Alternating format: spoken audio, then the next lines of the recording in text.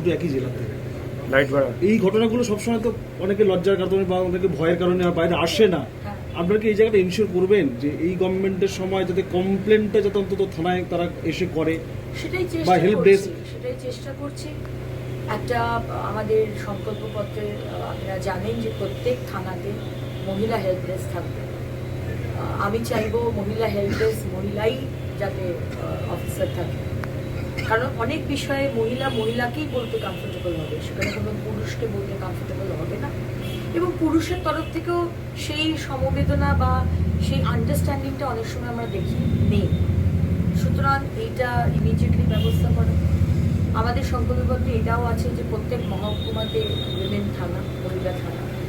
আমরা খুব শীঘ্রই একটা মহিলা অ্যাপ আপনাদেরও আমি বলেছি বার করছি, যেটা জিআই ট্যাগিং করা, এবং যেখানে মহিলা থাকবেন বিপদে পড়লে ফোন করলে সেটা সঙ্গে সঙ্গে তার নিয়ারেস্ট যে থানা সেখানে কলটা যাবে এবং ইমিডিয়েটলি পুলিশ পৌঁছবে।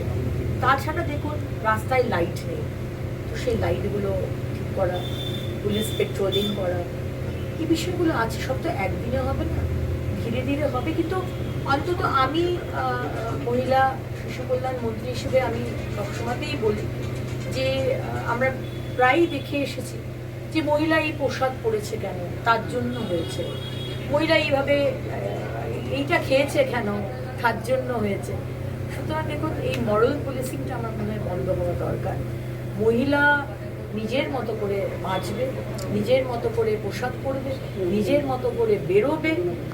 রেসপন্সিবিলিটি অফকোর্স তার, সে জানে তাকে কিভাবে ক্যারি করতে হবে। তাকে সুরক্ষা দেওয়ার দায়িত্ব রাজ্য সরকারের, আমাদের। সুতরাং আমি চাইবো যে যে অত্যাচারটা করছে এটা তার লজ্জা, তার পরিবারের লজ্জা।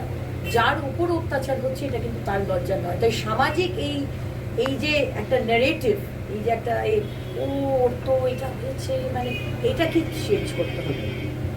আমার উপর যদি অত্যাচার হয় আমি লজ্জিত হব না, যে করেছে সে লজ্জিত হবে, তার পরিবার লজ্জিত হবে। লাস্ট প্রশ্ন।